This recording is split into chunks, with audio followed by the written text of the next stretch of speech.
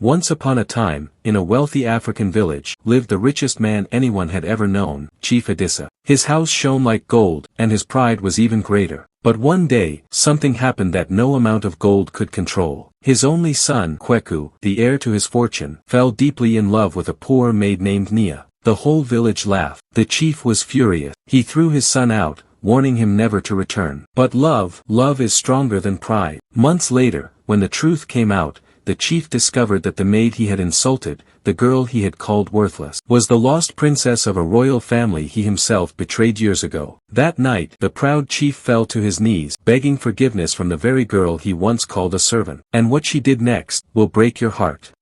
Once upon a time, in the golden heart of West Africa, there stood a grand mansion overlooking the bustling town of Bambara. It belonged to Chief Adissa Okoro, one of the richest men in the region, known for his wealth, his power, and his pride. His home was surrounded by tall palm trees and wide marble steps. Servants moved quietly, sweeping, polishing, preparing for guests who came to seek favors or trade. But for all the chief's riches, there was something his money could not buy: humility. Chief Adissa had one son, Kweku, a handsome, well-educated young man who had just returned from studying abroad. Everyone expected him to be just like his father, proud, untouchable, and cold. But Kweku's heart was different. He loved the sound of the market women laughing, the songs of the fishermen on the river, the smell of rain on red soil. He longed for simplicity, something his golden walls could never give him. When he returned to the family mansion, he greeted the servants with warmth and smiled at the workers. The older maids whispered among themselves, "The young master is not like the chief. His eyes, they carry kindness." One humid morning,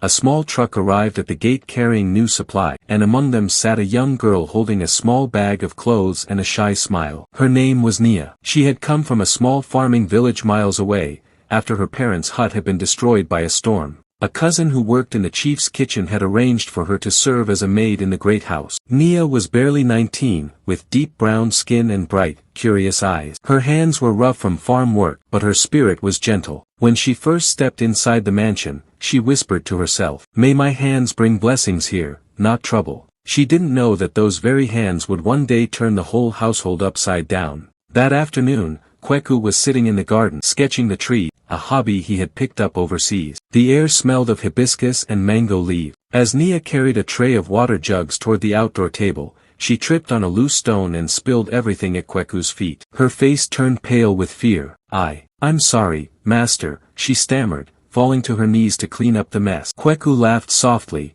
not in mockery, but with gentleness. He reached down and said, "It's just water. Don't kneel. Here, let me help you." The other servants watching from a distance froze in disbelief. A rich man's son, helping a maid? Impossible. But Kweku didn't care. As he helped her pick up the jug, his eyes met hers, and for a brief second something unspoken passed between them. Nia quickly looked away, her cheeks burning. "Thank you, sir," she whispered and hurried off, clutching the tray to her chest. That night, she couldn't sleep. She kept replaying that moment, his smile, his kindness, things she'd never seen in a man of wealth. And in another room, Kweku found himself sketching the face of a girl with soft eyes and trembling hands. The next few days were quiet, but in a house as big as Chief Adissa's, nothing stays secret for long. The head maid, Mama Esi, noticed how often Kweku found reasons to walk through the servants' quarter. He'd ask for tea that didn't need making, or water that wasn't needed, and always, it was Nia who happened to bring it. The other maids whispered behind her back, "Careful, Nia.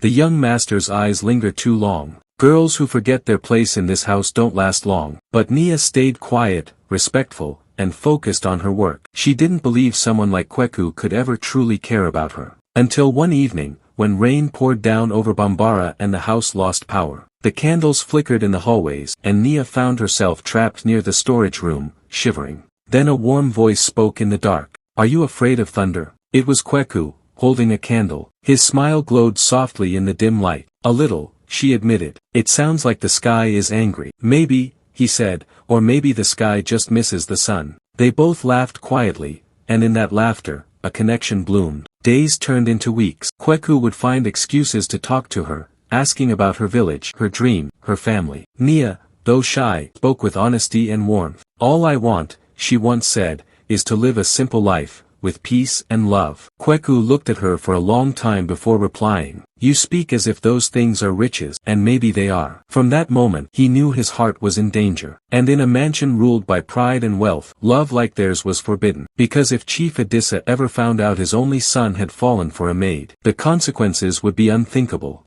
The days passed quietly in Chief Edissa's mansion, but behind the carved wooden doors and marble floors, something was changing, something dangerous, something forbidden. Every servant in the house could feel it. The way Kweku's eyes followed Nia when she passed, the way she blushed when their hands brushed while passing a tray. And soon, the whispers began. Did you see how the young master looked at her? He's going to ruin that poor girl's life. If the chief finds out, she'll be sent away in shame. No one dared speak the rumors aloud. Not yet. But in the silence of the halls, gossip traveled faster than footstep. One morning, Mama Esi, the head maid who had served the chief's family for over 30 years, called Nia to the kitchen. Her wrinkled face was stern, her tone heavy. Nia, child, she began, wiping her hands on her apron, you must be careful. The young master's eyes are not for the likes of us. Nia froze, clutching a broom to her chest. Mama Esi, I don't mean any harm. He's just kind to me. The old woman sighed deeply. Kindness can be dangerous when it comes from the wrong man. The chief is proud,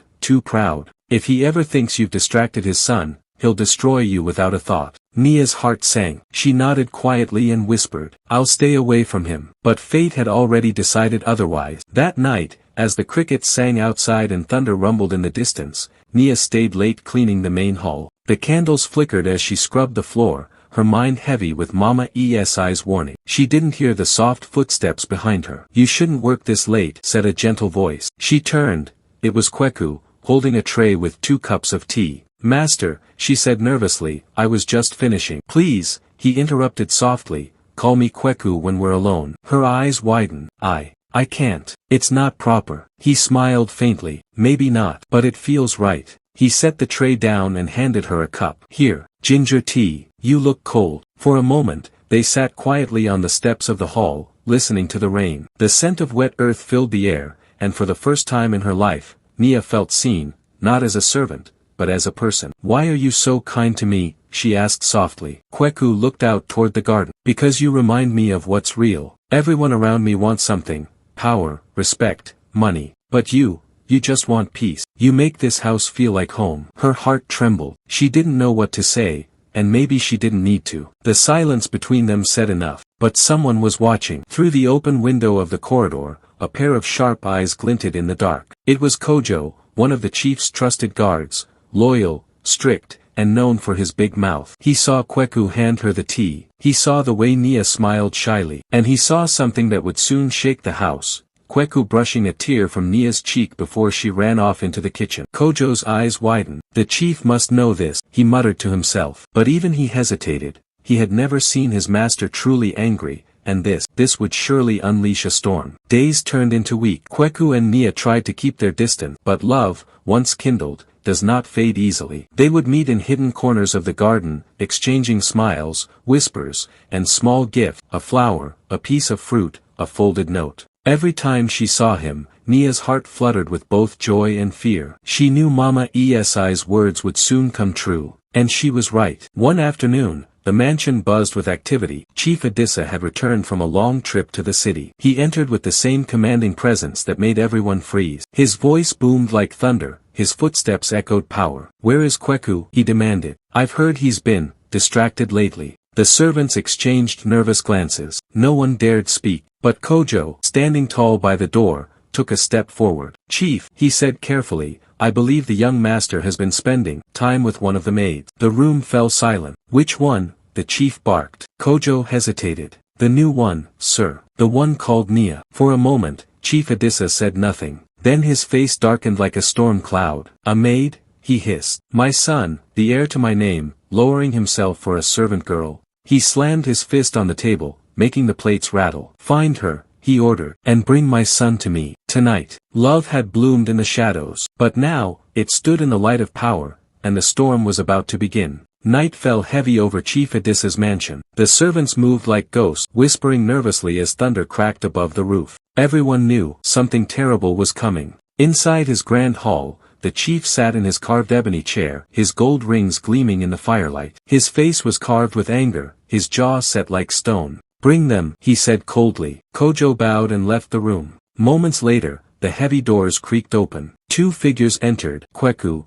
the chief's only son, and Nia, the frightened maid. She trembled as she stepped on the red carpet, her eyes downcast. Kweku, however, stood tall, though his voice shook slightly when he spoke. Father, you wanted to see us? Chief Adisa's voice thundered through the hall. You dare bring shame into my house, with a servant girl? Father, please. Silence. His voice echoed like thunder. Do you know what this means for our name? For our honor? For everything I built with my hands? Kweku clenched his fist. Father, I don't care about honor or wealth. I care about her. The chief's face twisted with disbelief. Her. This maid. He turned to Nia. Girl, tell me he's lying. Tell me you didn't fill my son's head with foolish dreams. Tears filled Nia's eyes. She knelt to the floor. Chief, I never meant any disrespect. I only served your family with all my heart. Then why does my son defend you like his own blood? Because I love her, Kweku said, stepping forward. The room fell silent. The fire crackled. Even the wind outside seemed to hold its breath. Chief Adisa rose from his chair, his eyes blazing. You've lost your mind, boy. You are to marry the daughter of Chief Odid. That's been decided since you were a child. I don't want a woman chosen for me like cattle, Kweku shouted back. I want someone who sees me for who I am, not for my father's gold. The chief's hand trembled with rage.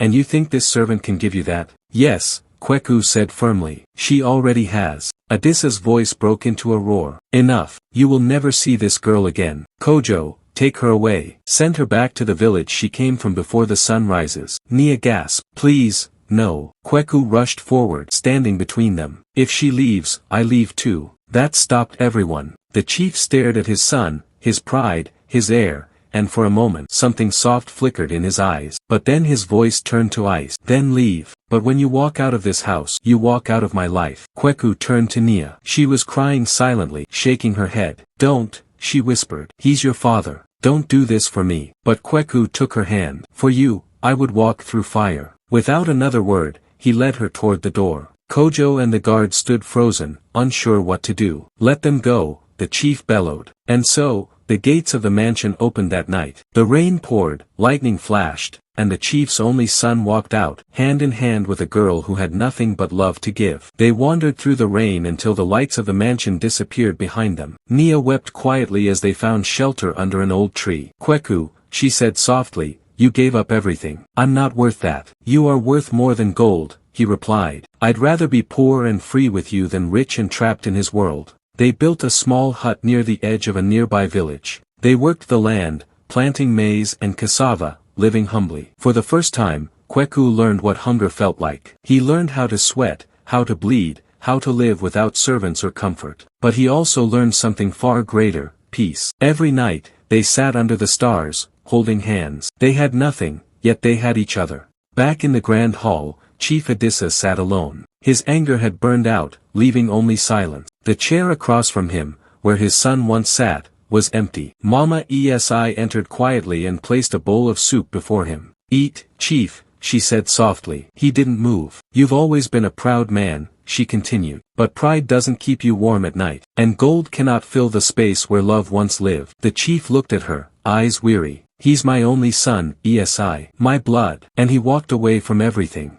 No, she said gently. He walked toward something you've forgotten, a heart that truly loves. The chief's hands trembled. He looked out the window toward the dark forest beyond. Where are you, my son? He whispered. Months passed. The rains came and went. The earth turned green again, and with it, Kweku and Nia began to rebuild their lives. They lived in a small mud hut by the river, surrounded by banana trees and wildflowers. They woke with the sun, worked the fields, and cooked together over a small fire each evening. Their love was simple, no gold, no jewels, no luxury. Yet it was real, and in that truth, they found a happiness the mansion could never give. One afternoon, while Nia was washing clothes by the river, an old traveler approached. He was tired, his robe torn, and his feet covered in dust. Daughter, he called out softly, could I trouble you for a drink of water? Nia smiled and filled a gourd from the river, handing it to him. Of course, father. May your journey be blessed. The man drank deeply, then looked at her, really looked at her. His eyes widened as if he saw something familiar. Child, he said quietly, where are you from? I grew up in Chief Adisa's household, she replied. I was taken in as a maid when I was a girl. I never knew my parents. The old man's hands trembled. Chief Edissa's household, you say? Yes, Nia nodded. Why, do you know him? The old man looked away, his eyes wet. I once worked for him, before he rose to power. The traveler hesitated, then reached into his pouch and pulled out a small wooden pendant, worn and faded with age. It was carved with a symbol, 2 crossed spears beneath a rising sun. When Nia saw it, her breath caught. That symbol. I've seen it before. Where? The man asked quickly. On a cloth that was wrapped around me when they found me as a baby, she whispered. Mama Esi told me about it. The old man's eyes filled with tears. Child, that symbol belongs to the royal family of Okonjo. The family that vanished 20 years ago after a raid on their village. Nia frowned, confused. What do you mean? You are no servant girl, he said. You are the lost daughter of King Okonjo, stolen during the attack that destroyed his home. Nia froze. Her heart pounded so hard she could barely breathe. No, that can't be true. I'm just a maid. The old man shook his head. I was there, child. I carried your mother's final message before she died, to find you. The cloth, the pendant, your eyes, there is no mistake. Nia dropped to her knees, trembling. All these years, I never knew who I was. And Chief Edissa, the man said bitterly. He was once a general under King Okonjo. He betrayed him to gain power. Nia's eyes widened. What? Yes, the old man whispered. He led the attack that destroyed your family. Tears streamed down her face. Everything spun in her mind, the mansion, the chief's cold eyes, the whispers, the shame. So he destroyed my family, and I grew up as a servant in his house. Fate hides strange truths, the old man said softly. But now you must decide what to do with it. That evening, when Kweku returned from the fields, Nia was silent. She sat by the fire, holding the wooden pendant tightly in her palm. Nia, what's wrong? He asked gently. She looked up at him, tears glistening in her eyes. Kweku, I found out who I really am. She told him everything, the traveler, the pendant, the betrayal, the truth about his father. When she finished, silence fell between them. Only the fire crackled. Kweku looked shattered. My father destroyed your family? Yes, she whispered. And I've been serving in his house all these years without knowing. He turned away, clutching his head in disbelief. This can't be real. It is, she said softly. I don't hate you, Kweku, but I can't carry this secret any longer. Kweku turned back, tears in his eyes. So what now? Do you want revenge? She shook her head. No, I want truth. I want him to know what he's done. Then I'll decide if I can ever forgive him. That night, under the full moon, Kweku held Nia close. Whatever you decide, he whispered, I'm with you. Even if it means standing against my own father. Nia rested her head on his chest, eyes closed. Then tomorrow, she said softly, we go back. At dawn, they packed what little they had, a woven mat, a basket of food, and the wooden pendant. They walked the long road back toward Chief Edissa's mansion. The same road they had once left behind in rain and heartbreak. Now they returned with truth and fire in their hearts. Fate had played its cruel game. A servant was a princess. A father's pride had blinded him to the child he once betrayed. And now, the truth was walking back to his door. The sun rose behind the mountains, painting the sky in gold and crimson. 2 figures walked along the dirt road, Kweku, the son who left his father's mansion, and Nia, the girl who was once called a maid, but who now knew she was a lost princess. The air was heavy with fate. They didn't speak much. Every step brought them closer to the house where love was born, and betrayal lived. When they reached the gates of Chief Edissa's mansion, the guards gasped. They hadn't seen the young master in months, and now he returned with the very girl his father had cast out. We must see the chief, Kweku said firmly.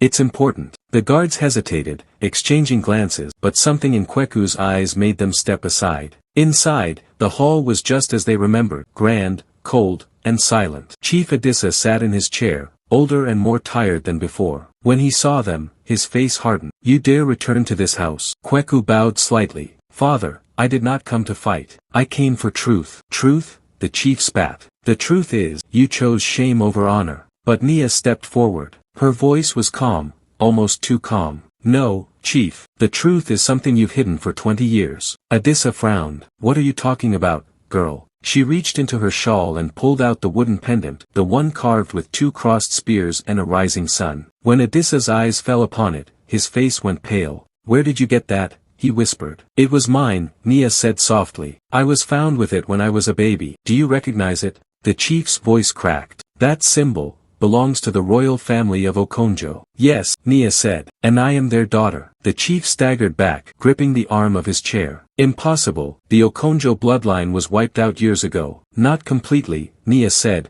her voice trembling now. Your soldiers took me when they attacked. I was raised as your servant. Kweku stepped forward. Father, she's telling the truth. I've seen the mark, the pendant, and a traveler confirmed it. The chief's knees weakened. He sank into his chair, staring into nothing. So, the child I saved became my servant. The daughter of the man I betrayed worked under my roof. His voice broke. The gods have punished me. For the first time in his life, Chief Adissa looked small. He stared at Nia, eyes full of regret. When I was young, I wanted power. Your father trusted me, made me his general. But greed blinded me. I joined those who rose against him. When the palace burned, I thought the royal bloodline was gone forever. He covered his face. And now, you stand before me, a reminder of my sin. Nia's voice quivered. You took everything from me. My family, my name, my childhood. I know, he whispered, and I cannot undo it. But if punishment must come, let it fall on me, not on my son. He knelt before her. The great Chief Adissa, the man feared by all, fell to his knees before the girl he had once called a servant. Forgive me, he whispered. Forgive a foolish man who let pride destroy everything. Tears rolled down Nia's cheeks. She had imagined this moment so many times, the man who ruined her family begging for mercy. And yet, as she looked at him, she saw not a monster but an old man broken by regret. She stepped closer, placing the pendant in his trembling hand. I cannot hate you forever. My parents are gone, but they would not want me to live in bitterness. So you forgive me? He asked, eyes full of disbelief. She nodded slowly. Not for you, but for me. Because forgiveness is the only way my heart can heal. The chief broke down, weeping. Kweku knelt beside him, placing a hand on his father's shoulder. Father, we can still make things right. Let's build something new, not with pride, but with love. Days later, the village gathered to hear the truth. Chief Adissa stood before them and confessed everything, his betrayal, his greed, and the miracle that had returned the lost princess to them. The villagers listened in shock and awe. Then, for the first time in years, they saw humility in their chief's eyes. He stepped down from his throne, declaring that leadership would now be shared between his son and the rightful heir, Nia Okonjo. The crowd cheered, not out of fear, but of hope. As the sun rose over the village, Nia stood beside Kweku, looking out at the fields. Do you think your father will ever forgive himself? She asked. In time, Kweku said softly, just as you forgave him. She smiled faintly. Then maybe the gods have mercy after all. He took her hand, squeezing it gently. You were born a princess, Nia. But you became a queen in my heart long before we knew the truth. Nia looked up at him, tears glimmering in her eyes. And you, Kweku, you proved that love can conquer even the deepest wound. So the maid became a princess. The son became a man. And the proud chief found peace at last. For in the land of hearts, forgiveness reigns stronger than any crown.